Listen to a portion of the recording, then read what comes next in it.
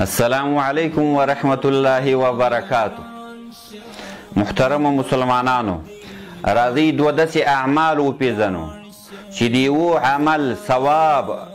او اجر به تر قیامته پورې د عمل کوونکي ته رسیږي، او د بل عمل عذاب او ګناه اگر که دی نه وي تر مرګه تر قیامته پورې به ده ته ګناه خپله حصه رسیږي.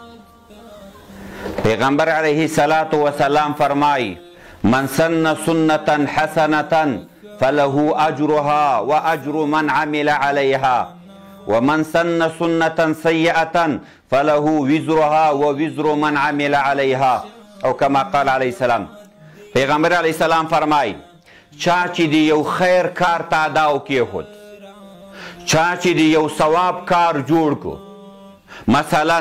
یو چا جماعت جوړ کو، تر قیامته پورې چې څومره مسلمانان په دې جماعت کې منځ کوي دغه جوړونکي ته به ثواب رسیږي.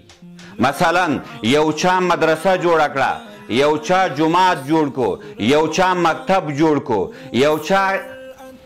څا وښکو د اوبو څا او کویی وښکو، څومره خلک تر قیامته پورې چې د څا نه اوبو څښي دا د ده دپاره صدقه ده، دوی ته به ثواب رسیږي. څومره خلک چې د دې څا او کاریز نه اوبه راخلي او دسونه کوي، غسلونه کوي، د دغه جوړونکي لپاره به خپل اجر وي. یو سړي د قرآن عظیم الشان نسخې واخیستلې او خلکو ته یې ورکړې، یو سړي دیني کتابونه واخیستل مسلمانانو ته یې ورکړل، یو سړي د مسلمانانو لاره خرابه ده لاره یې سمټ کړله جوړه کړله، یو سړي د مسلمانانو لاره تنګه ده ده خپله منځکه ورته وقف کړله، ځمکه لاره یې ورته آزاده کړله، یا داسې نور د خیر کارونه، نو تر قیامته پورې به دغه سړي ته خپله حصه ورته رسیږي. یا مثلا نن سبا سوشل میډیا، فیسبوک کې، ټویټر کې تا یو دینی مسله ده، یو اسلامی تقریر ده، هغه دې شیر کو، یې قرآن تلاوت دې شیر کو، د قرآن ترجمه دې شیر کړله، نورو مسلمانانو واورېدله، څومره ګټه او ثواب چې نورو مسلمانانو ته الله ورکوي دومره به دې جوړونکي ته، دومره به دې شیر کوونکي ته ورکوي. او بل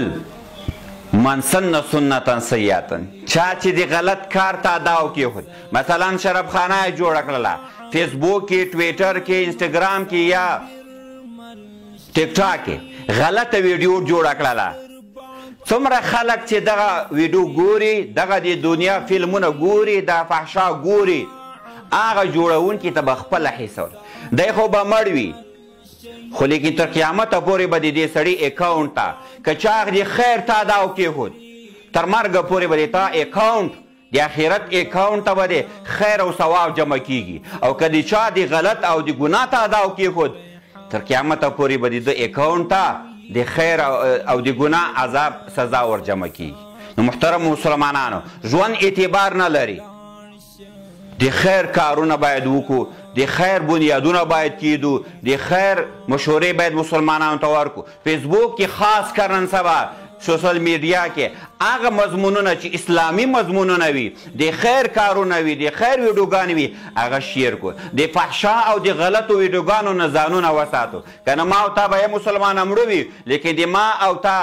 اکاونټ ته د آخرت ته به یا ګناه راځي یا به اجر راځي. ډېر مسلمانان په دې عذاب کې مبتلا دي، غلطې ویډیوګانې خوروي، غلط فلمونه جوړوي، غلط عکسونه جوړوي، ډېر نیکبخته مسلمانان جماعتونه جوړوي. الله دې نورم توفیق ورکړي. څوک چې د ګناه په کارونو کې اخته وي الله دې توفیق ورکړي چې دې نه ځانونه وساتي، څوک چې د خیر په کارونو کې لګیا وي الله دې توفیق ورکړي چې نورم دغه خدمتونه جاري وساتي. وصلی الله تعالی علی خیر خلقه محمد و آله و اصحابه اجمعین.